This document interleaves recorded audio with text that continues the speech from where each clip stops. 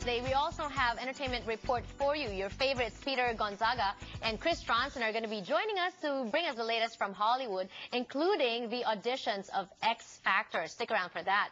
Meanwhile, an invitation to all of you. We've been doing this every day because I so don't want you to miss this opportunity to travel with yours truly to Taiwan. On April 1st, we are taking off to Taiwan. We're going to be there for a few days. It will involve sightseeing in Taiwan, learning about their rich culture, and also some culinary stuff. We're going to be learning how to cook some authentic Taiwanese dishes. Your ticket will include LAX to Taipei, 5 days in Taipei, all the accommodations, all the tours, everything, all the meals as well. And then from Taipei, you get a ticket to the Philippines. If you want to visit your friends and relatives and family there, you have 3 months of open-dated return flight. So you can stay there for 3 months. It's all very affordable. I think it's about $2,000 or $2,100. Just call them for details. Slots are very limited, so call now.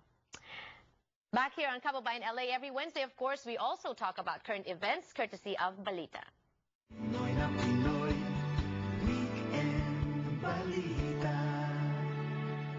Primary elections happened yesterday. Ronnie Ligo, editor-in-chief of Weekend Balita, give us the updates. Yes, so Janelle, magandang hapon pa sa inyo. Of course, in the city of Los Angeles, there were elections yesterday. The issue here is not about the elections per se, but actually the very low turnout, Janelle, only a fraction, 16% or 293,000 out of the registered 1.8 million voters. Yes, okay, so very low turnout. What do you think is the cause for that? Siguro dahil iniisip nila, although this is supposedly very important, mayoral elections, but then it was a working day, and then maybe they were not really interested because the candidates are somewhat similar. Not only are they Democrats, mukhang pareho lang pinaglalabanan nila. So it's not really contrasting ideas as far as the candidates are concerned. So yun ang issue ngayon. Bakit ko konti yata ang interesadong bumoto? Eric Garcetti and Wendy Gruel are going to head off to May 21, the May 21st. Yes. And then let's talk about Prop A because so many people want to find out what happened to that. Right. It was supposed to be increase the sales tax 0.5% para sa City of Los Angeles. City of Los Angeles lang po, hindi po Los Angeles County, just for the City of Los Angeles. This was defeated, however, 55 to 45%. Okay, nobody wants to pay more taxes, obviously. Meanwhile, kamustahin natin ang naging kalagayan ng ating mga kababayan na kumandidato para sa eleksyon na ito. Exactly. Nandito po sa City of Los Angeles, meron po isang film candidate, si Alex de Ocampo po. However, he landed 5th place. Dalawa lang po ang pwede po mag-run off dyan, so hindi po, he wasn't lucky. Those who placed first and second are Mitch O'Farrell and John Choi. So mag-run off din po sila sa May 21. All right. In other news, Ronnie, this is something that's a hot topic in the Philippines, Sabah. Pinag-aagawan ng Malaysia at Pilipinas, and violence has already erupted. Right. 27 killed so far between Malaysian forces and those who occupied Sabah, yung pong mga kababayan natin headed by Sultan Kiram. Ito po ang tinatawag nila rito kasi this issue, it started in 1658, I believe 53 po, 1658, when the Sultan of Brunei gifted Palawan and Sabah to the Sultan of Sulu, Sultan Kiram, Tapos, of course, inoccupy sila ng Britain, yung Malaysia na yan, kasama po ang Sabah. At kasama po, nung isa pong agreement nila dyan is to lease Sabah from that Sultan, Sulu Sultan, at nagbabayad po sila ng 1,500 annual payments. $1,500 lang po, so far, yun lang po binabayaran ng Sabah or ng Malaysia sa Sultan. Hanggang ngayon po yun, nagbabayad po ng tinatawag na rent, Okay. At tawag nila dyan is lease.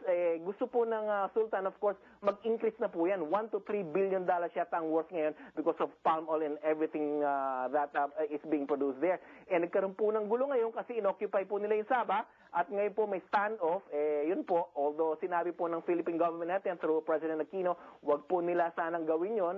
Yun po ngayon ang issue ngayon po sa Very quickly, Ronnie, let's clarify that. When you said inoccupy nila ang Sabah, sinong sila?